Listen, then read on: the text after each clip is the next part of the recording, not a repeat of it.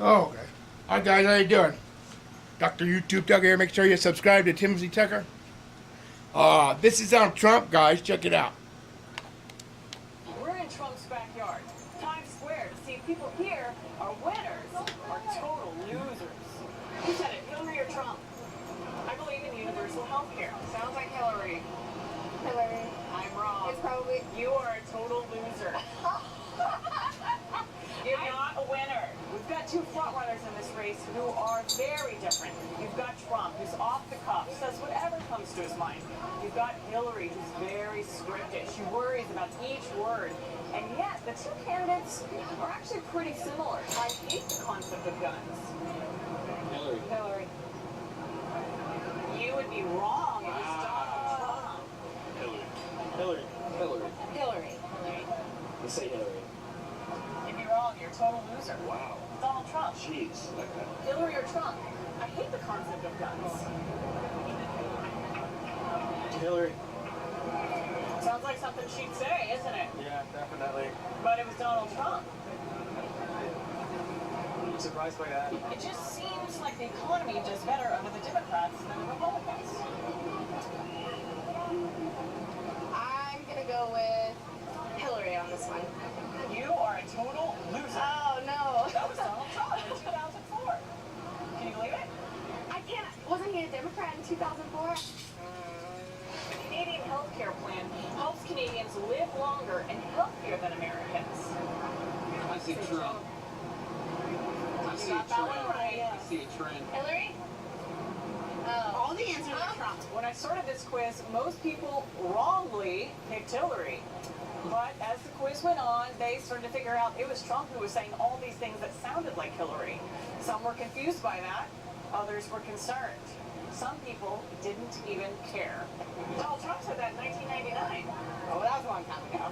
I was 8. So he gets a pass because it was a long time ago? Yeah. Okay, all right. Opinions change.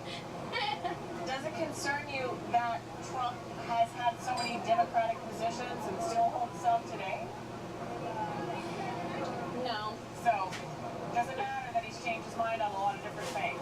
Right. You just love him. You think Trump's going to make America great again?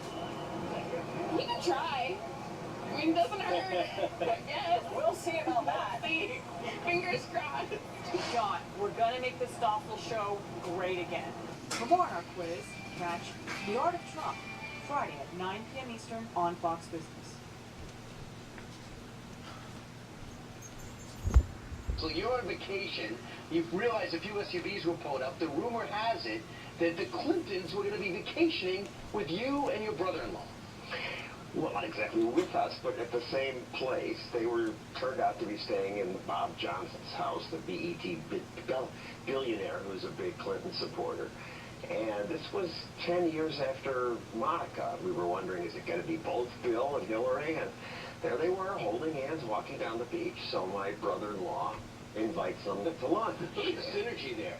That's really right. And you got your picture you took, right? And then them walking down the beach.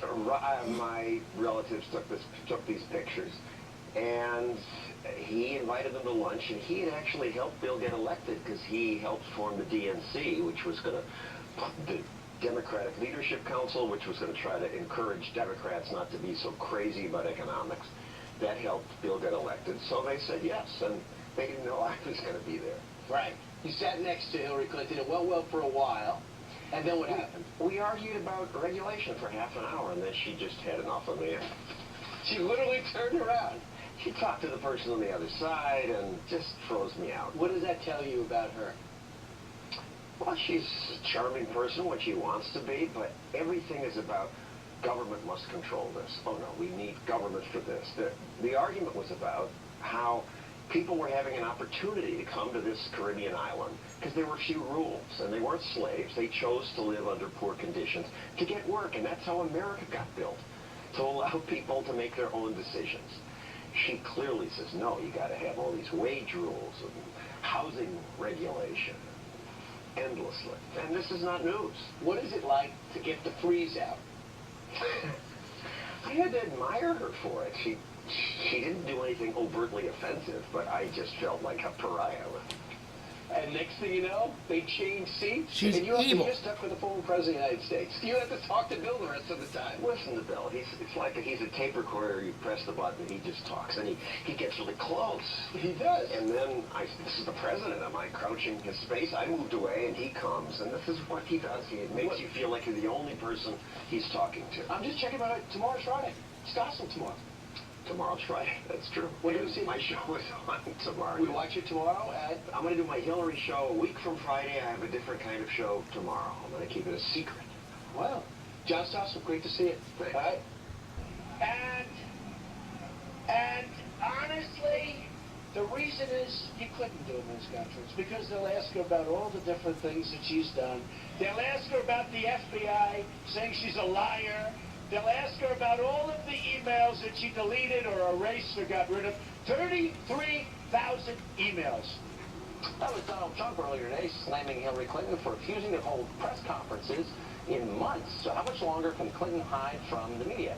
Joining us now, Washington Examiner contributor Lisa Booth, former National Justice Director for Bernie Sanders, Tesla Figaro, and former Clinton pollster and Fox News contributor Doug Schoen. Doug, sure, first to you, why not give a press conference once in a while? Basically because she's got nothing to gain and a lot to lose, as Donald Trump said.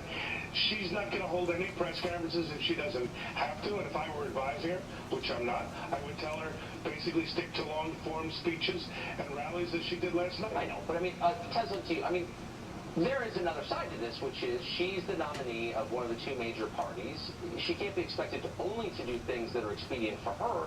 Doesn't she have a moral obligation to explain herself?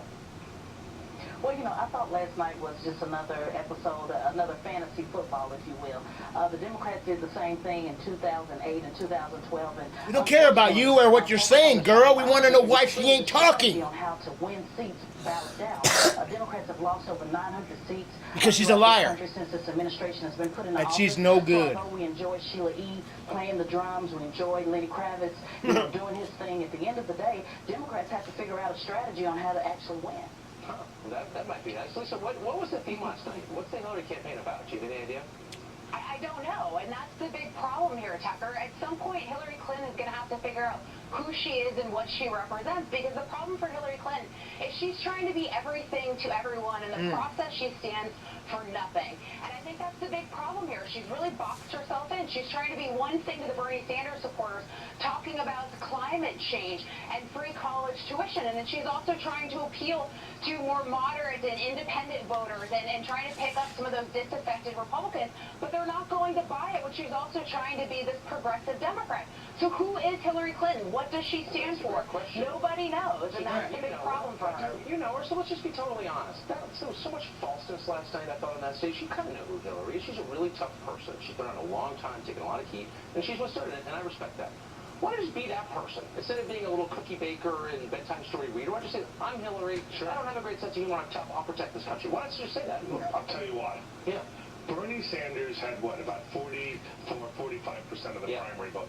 Those people are unrepentant leftists, and Hillary wanted them to stay on the reservation.